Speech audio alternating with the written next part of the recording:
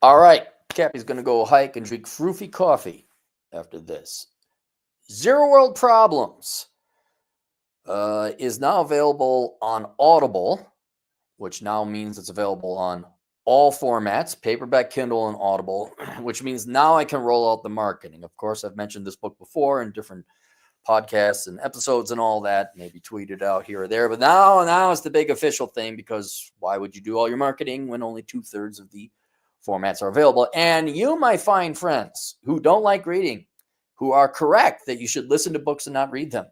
I agree with you, my Audible brethren. Why would you sit still looking at a piece of paper in a chair when you could be out hiking or lifting weights or driving somewhere listening to a book instead? So for you, my Audible brethren, it is available on audible.com. And for you intellectual types who like reading, like the feel of a book. For those of you who are like Vince at Masculine Geek, we have it in paperback. So yeah, it's open and available. The main point of the book is it's a return to economics, where I said, okay, we've had enough debt and spending and frivolous crap. If we can focus on new standards of living, a lot of which have nothing to do with money, we can go ahead and usher in a new and better and happier and more stable economic life for everyone. And so I went down and looked and said, okay, after your fifth SUV, ladies, and you got your master's degree and your husband paid it off, might there be other things we could do in life aside from buy a $40,000 handbag? Could there be other things we pursue in life that would drastically increase our standards of living? And after sitting down and living and going through a bunch of stuff, there are. And so what this means for you, the reader, is that when we are looking, finance is very important. You want to get our economic game together. If you're looking for different economic goals to attain, you should first ask, is it really going to improve my standard of living that much?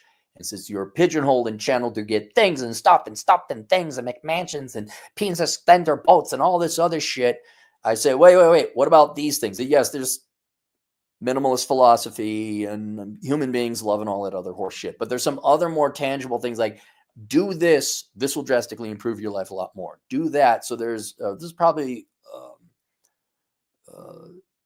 my most recent book that has the most amount of new information. And even in the first chapter, I say, well, if you've read this other stuff and you know my works before, you could skip over the first half of the book. So that's it. So if you guys are looking for goals and objectives to achieve, like, well, what do I want to do? I got a list, man. It's a big bone to chew on.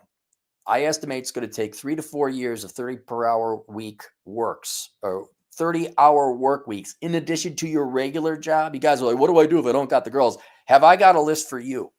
And if you get to the end of this list, I mean, dude, your ship is going to be tight. It's going to be tight, and you're going to, nothing's iron or bulletproof, but you're going to have some pretty smooth sailing down the road compared to your counterparts who don't achieve these goals and economic objectives.